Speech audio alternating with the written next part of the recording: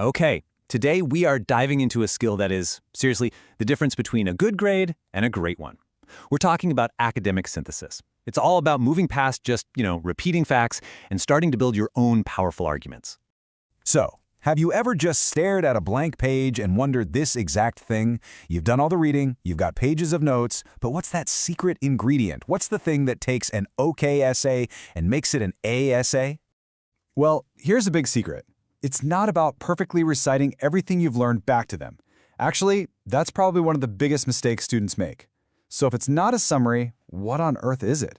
Right, let's pull back the curtain a little bit and try to see this from your professor's point of view. Because once you understand what they're really looking for, everything else gets so much easier. This is just so common. You feel like you need to prove you did the reading, right? So you spend half your essay explaining the basic concepts to the person who literally assigned them. But you've got to remember, your professor is already the expert. They don't need a lesson, they want to see what you can build with the material they gave you. And this table just breaks it down perfectly. Look at the left side. What they want is a clear argument, connections between different ideas, and your own critical thinking. But what they often get is the stuff on the right. Basic summaries, a list of definitions, and simple descriptions. Our whole goal here is to get you from the right column over to the left. So if just summarizing is the problem, then the solution has a name: synthesis. And I want you to think of this as the master key that unlocks that next level of academic writing. I love this definition. Synthesis is about becoming an argument architect. See, you're not just an information librarian, neatly shelving facts one after another. No way. You're taking those ideas as your building blocks to construct something totally new, your own unique, coherent argument. Let's look at a real example. The weak statement on the left is just a list of two facts. Yeah, it's true, but it doesn't really say anything. Now look at the strong statement. It puts those same two facts into a conversation with each other, all by using one powerful word, although. That little word creates a sophisticated, nuanced point. It shows you're not just listing, you're thinking. Okay, so you get the idea of synthesis now. But let's get practical. How do you actually do this? How do you build it into your own essay? Let's walk through the steps. It all, and I mean all, starts with your thesis statement. Look at the weak one. Social media affects students. I mean, duh. It's a fact, not an argument. But the strong thesis?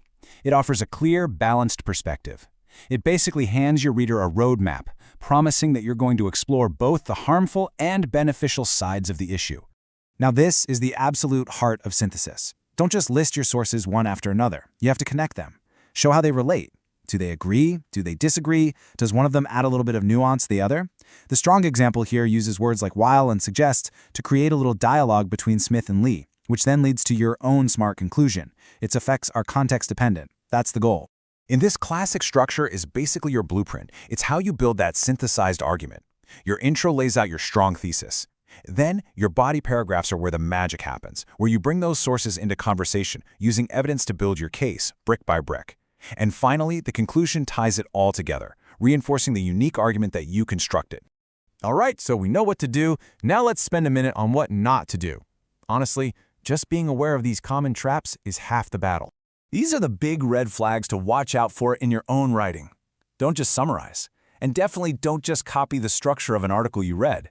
But maybe the biggest trap of all is that third one, presenting a quote or a piece of data without explaining why it matters. You have to be the guide for your reader. Always connect every single piece of evidence back to your main argument. This is such an important distinction to make. When a professor says they want your perspective, they are not asking for your random personal opinions. They want your reasoned, thoughtful, academic interpretation of the evidence you've gathered. Your analysis is the thread that ties it all together. And of course, in today's world, we've got to talk about AI. Look, these tools can be a fantastic assistant. Use them to help you understand a tough concept or to check your grammar.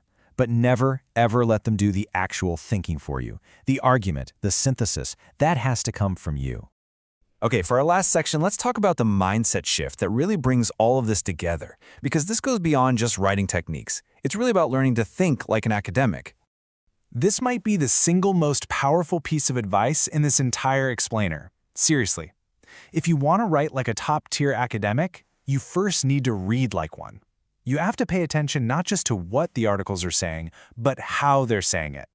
So next time you read a journal article for class, don't just read it for information. Think of it as a masterclass. Notice the specific vocabulary they're using. Analyze how they build their argument from one paragraph to the next. Absorb that formal analytical style. That is your training ground. So let's just boil it all down to a final checklist.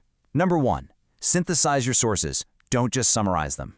Number 2, present a clear, arguable perspective. That's your thesis. And number 3, always explain how your evidence proves your point.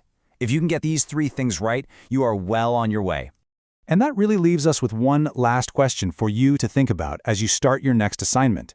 Are you going to be an information librarian, just reporting what other people have already said? Or are you going to be an argument architect, building something new, insightful, and completely your own? The choice is yours.